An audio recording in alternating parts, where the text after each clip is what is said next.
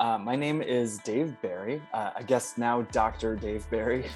And my program area was curriculum and instruction in the College of Education, where I specialized in early childhood education.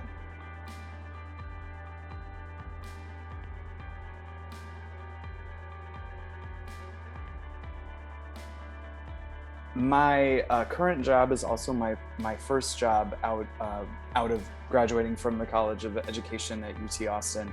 I'm an assistant professor, tenure-track of early childhood education at Westchester University of Pennsylvania. I absolutely love it. I chose it because I chose it. It was down to two different job offers for me. And this one felt the most like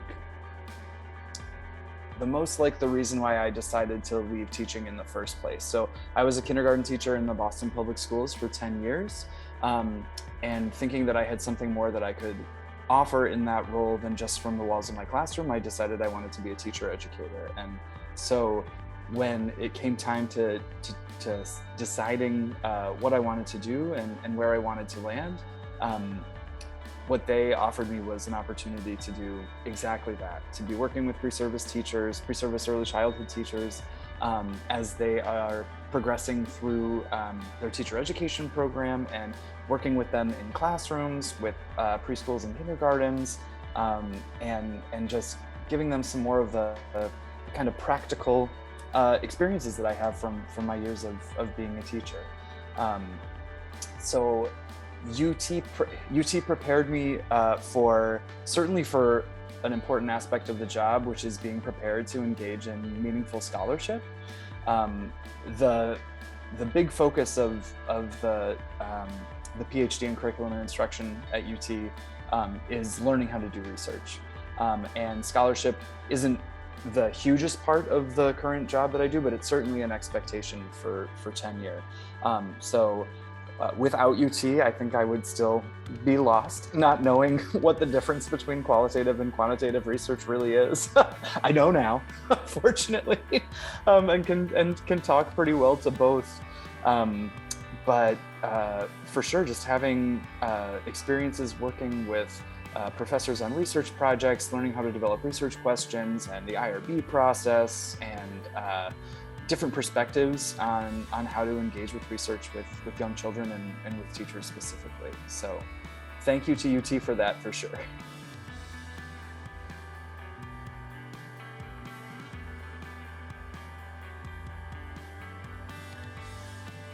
I would say that the best career advice that I got was to really be thoughtful and mindful about why you started graduate school in the first place when you're deciding which job you're going to take.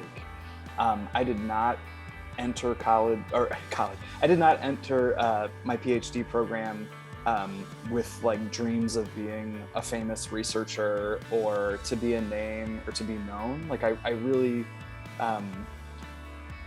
wanted to be on the ground level with teachers and pre-service teachers. And sometimes when you're kind of knee deep in your PhD program and the expectation is that you're doing research and you're presenting at conferences and you're networking, it's a very different skill set from what I entered with. And though I appreciate that and I was glad that I had that opportunity, because I do need that for parts of my job now, really the day-to-day of what I wanted to be doing was what I set out to do when I left teaching kindergarten in the first place, which is to work with teachers and to work with pre-service teachers, not to like have a million graduate students that were doing that work for me and I was just like in a room by myself doing research. So I got some great advice from Texas Career Engagement when I was going through job applications to like make sure that I was really applying for things that were really what I wanted to do. Like I'm 37 years old, I'm going to be working for probably another 30 years. It's important that where I land is what I really want to do. So just really reconnecting with that and not feeling guilty or bad about not wanting to be at an R1 as a professor. is great for some people, and that's what their goal is. But for me, that wasn't what I was looking for.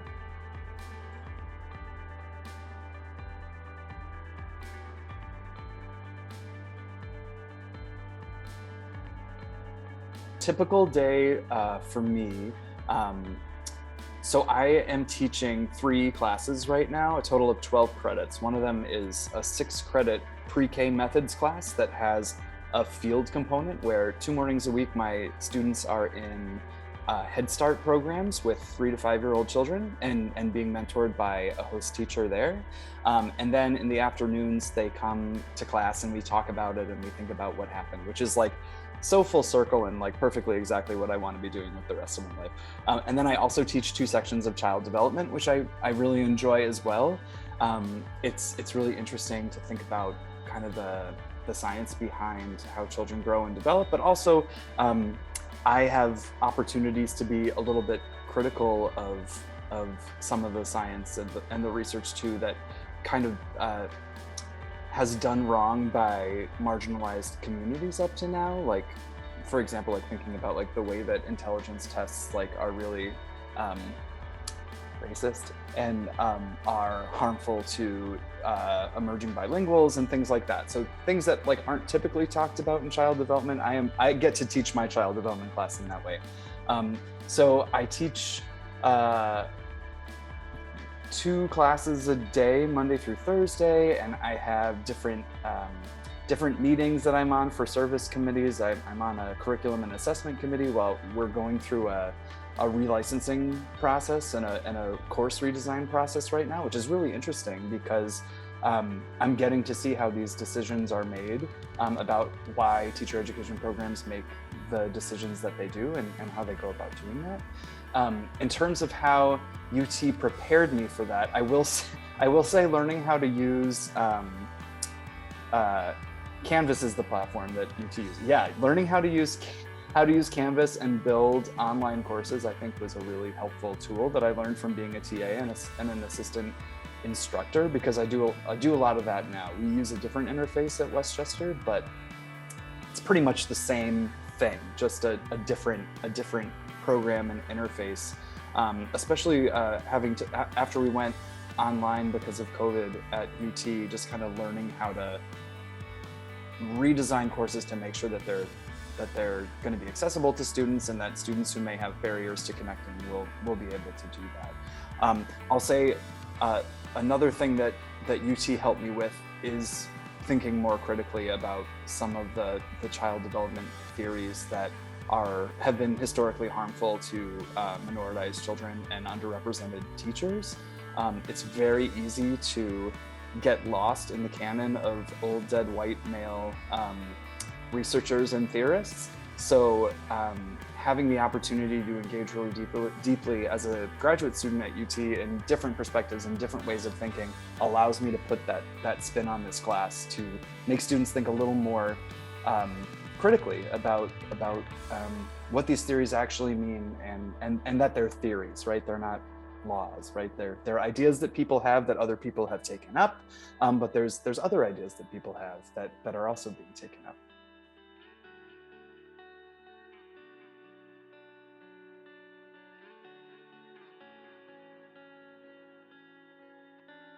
When it comes to the different transition strategies that were most helpful for me getting me from the PhD to the job, like the dream job, tenure-track assistant professor, right? Like that's exactly what I wanted, and I'm sure what many of the people watching this video are likely hoping for as well.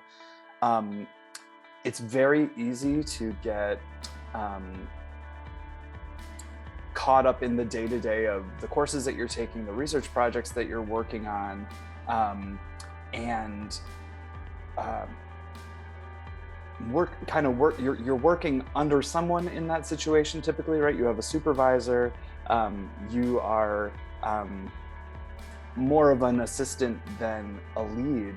And I'll say it's really important because of that to begin early seeking out opportunities to talk at conferences by yourself, submit papers by yourself, because that's going to be the expectation when when you become a professor, right? Like your advisor isn't going to do the majority of the work and let you help and be a supportive role in that way. Like the onus of that is going to be on you. So learn from them what you can, but then begin to think about what you want your voice to be as you begin that transition into that. I'll also say we have UT is such a wealth of resources that I don't know that I hope that students know about, but that I didn't necessarily know about. I mean, y'all know we get like a bajillion emails every single day, so it's hard to kind of sift through what's going to be helpful and what's not. Taking the time to meet with Tina at Texas Career Engagement, like she really helped me think about how I wanted to present myself in my interviews, in my research presentation, in my teaching demo, in my cover letters even. And you know, I thought I was doing great. I'm like, oh, these are awesome. Like I'm doing this really well. And she was really supportive and great. And she's like, but here's all these other things that you need to be thinking about. I think I probably ended up meeting with her like 15 times to practice all of that stuff and to get that advice on my cover letters and stuff like that. And it ultimately ended up with me getting first and second round interviews at every school that I applied to.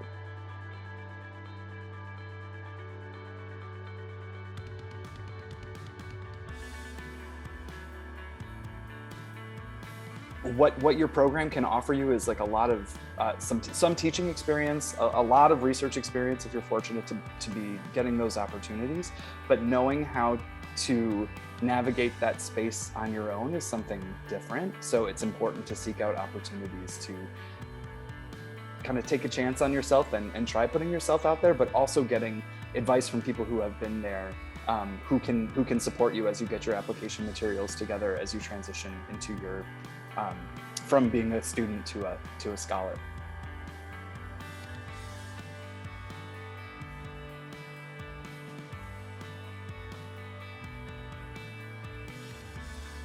If I were on a hiring committee looking at people who are about to graduate from a PhD program and start a tenure-track position at my school, I would really be looking for people who had a significant amount of classroom teaching experience.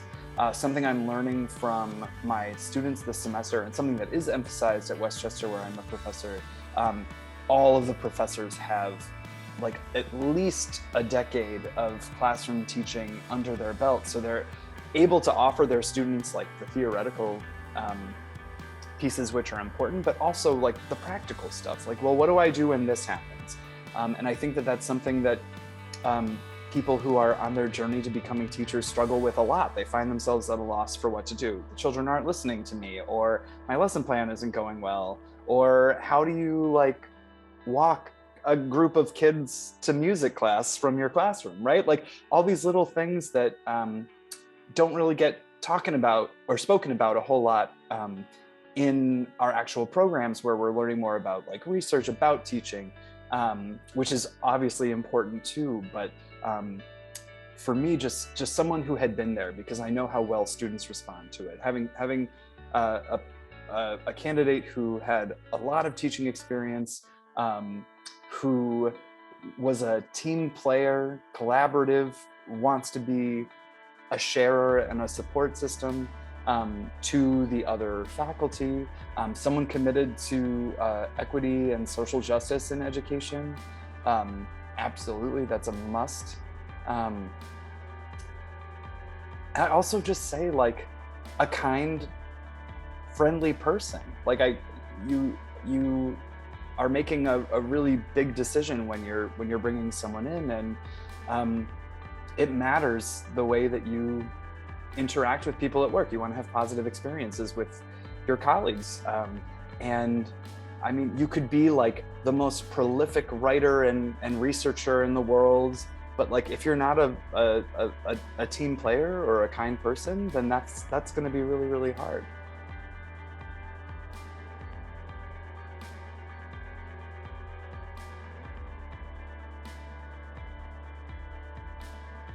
Another a little tidbit that I thought a lot about and kind of stewed about when I was applying for jobs is whether I was going to out myself as a gay person in my cover letter.